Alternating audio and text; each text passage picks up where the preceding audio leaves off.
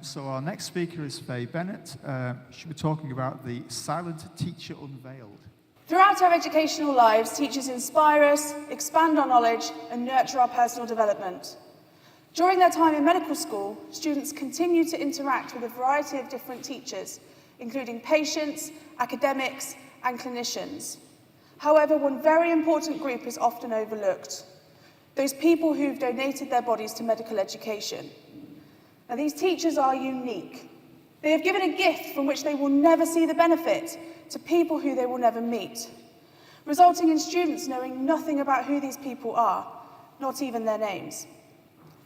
Historically, anatomy was taught using bodies stolen from graves, where anonymity served the interests of all those involved.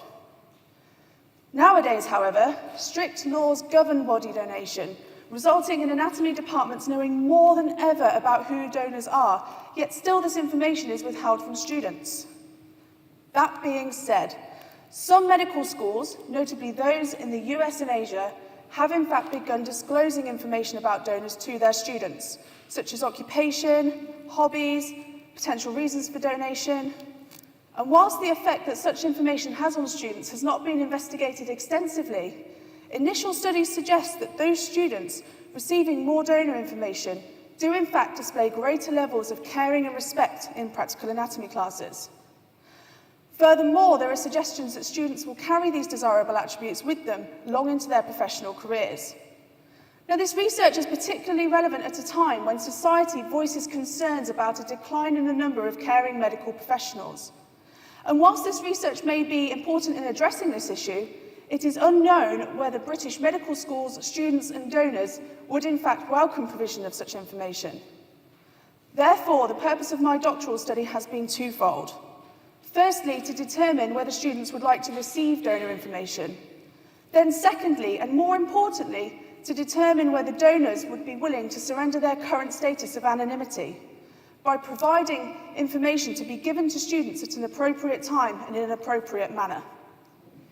Interestingly, my research has uncovered that both students and donors are enthusiastic about breaking down the long-standing barriers of donor anonymity.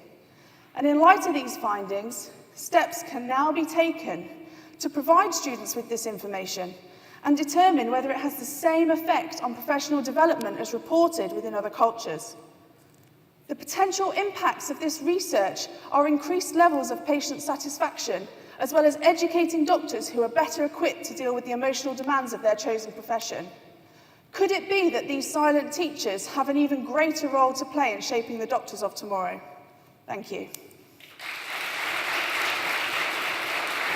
Thank you, Faye.